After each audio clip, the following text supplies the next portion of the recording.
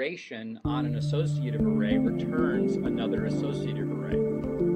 So this gives you sort of the mathematical concept of closure. Linear algebra works because the vast majority of operations on a matrix return another matrix. And so you can compose these together mathematically and create sequences of operation which are conceptually easy to think about. So because of that, we can create operations like adding associative arrays, subtracting associative arrays, adding them, ignoring them, multiplying them together, and the result of every one of these operations will be another associative array. And so that's a very powerful concept. And likewise, we can do very easy query operations. We want to get Alice and Bob, Alice, AL, Alice to Bob, first two rows, second name, 7, and every single one of these will return another associative array. So again, this compositional concept is very, very important. It's not to say we don't use the triples formulation too. We have very quickly to that. Because there are times it's like, no, I want to use this as a set of triples and I want to do operations like that as well. So we support that. But this is really sort of the core aspect of how most people initially develop codes in this formalism, and then maybe change some of their lines to working on native triples if they need to get some improvement in performance, memory handling, or something like that. And so we certainly do that too. These associative arrays are actually very wide array. Probably a little larger now, but when I wrote this about 2,000 years ago. Now it's very easy to do in programming. Operator overload.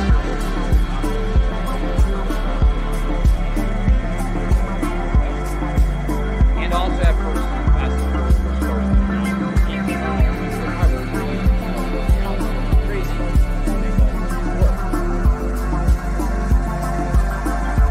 Of the languages on Earth that have those features, MATLAB is by far the most popular one, which is why we chose that language. Other languages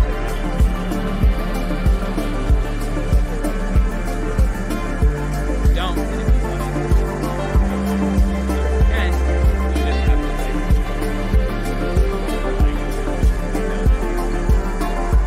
and again, we find that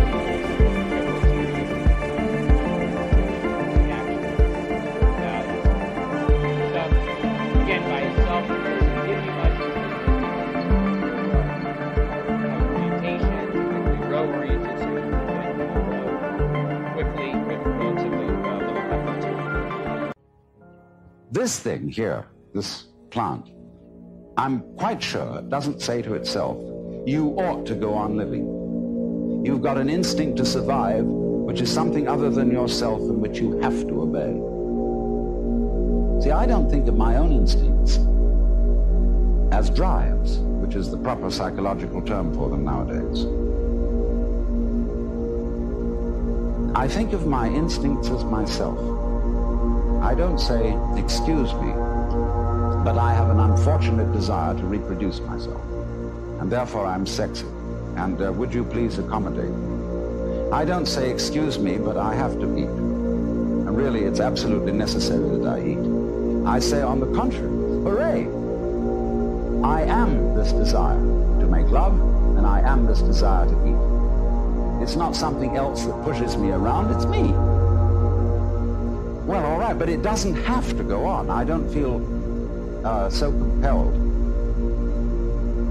that if it were to stop, well, if it were to stop, if I were to be killed, that would be another scene. That would be a different form of the dance. If I'm in pain,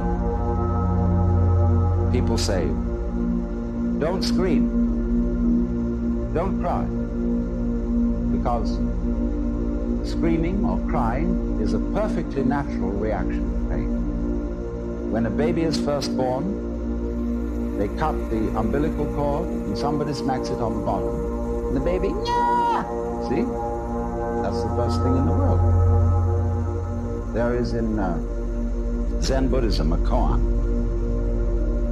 which says that when the Buddha was born, he suddenly stood up and announced, above the heavens and below the heavens, I alone am the world-honored one. Well, everybody would say that was an extremely proud thing to say. So they give this to students of Buddhism as a problem. How could it be that the Buddha, as a little baby, was so proud as to make this pompous statement when he was born? And if you understand the problem correctly, you answer, see? Because that is the perfectly natural response to the painful event of being born into this world. But thereafter, we always say, baby, don't you cry. Shut up. We don't like to hear babies cry. Shut up. And therefore, we stamp out in human beings their natural release from the problem of pain. If you're in pain, cry. And if you can't do that, then pain is your problem. But if you can cry, and if you can let go in that way, pain is no problem. And if you get the shudders at death, the idea of death, the idea of not being here anymore, just get those shudders and dig them. Because the shuddering, isn't it curious? We sometimes say, you remember that song that said, I am not shivering cause I'm cold. I am not shivering cause I'm cold. I am not shivering cause I'm cold. I am just shivering with delight. You know, that we get the shivers of delight. So all these emotions that we have, the emotions of uptightness, dread, shivers, horrors, can be interpreted in other ways. But we interpret them in a negative way so long as we are under the sense that you absolutely must go on living. Now you see, living, like this plant, is something spontaneous.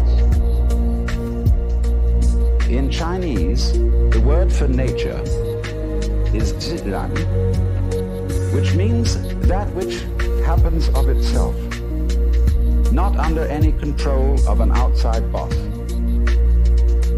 And they feel that all the world is happening so of itself. It's spontaneous. And so you stop this spontaneous flowering of nature cold if you tell it you must do it. It's like saying no longer applies to who I choose to be. But now that I have found the belief, now that I have drummed it up it is no longer even important how or when I created it. What is important is now I no longer apply to who I choose to be. But now that I have found the belief, now that I have drummed it up, it is no longer even important how or when I created it. What is important is now I know I have this belief. And when you own the belief, you can change it. And that is the only way you can change a belief. You cannot change a belief by assuming the new belief in denial of the old belief. The old belief will always, in that sense, subtly affect your actions. And through the filtration of those actions, bring itself back to the quote-unquote surface. You cannot escape your true beliefs. But the good news is that once you do accept them, acknowledge them, own them, you can change them. When in that sense you believe something, that, shall we say, lays down the blueprint for how you will interpret it, and for the attitude that you will then assume and the actions that you will then take. Therefore, you always act as though you believe something. So once you acknowledge the belief that you no longer prefer, you can then extrapolate how you have been acting because you have that belief. And you can see that it was those actions that gave the effect of the limiting belief in your life. This is half the key to changing to the preferred belief. For this, in that sense, lays down for you how you create with that old limiting belief. You act as though you believe it, and those actions put into place physically the reality. Therefore, once you acknowledge a belief in the now moment that you no longer prefer, you may use the tool of your imagination rather than as an escape, rather than as a fantasy, the tool of your imagination to create a new blueprint, a new template, a new model. And briefly, simply as follows. Close your eyes. Picture the new preferred you.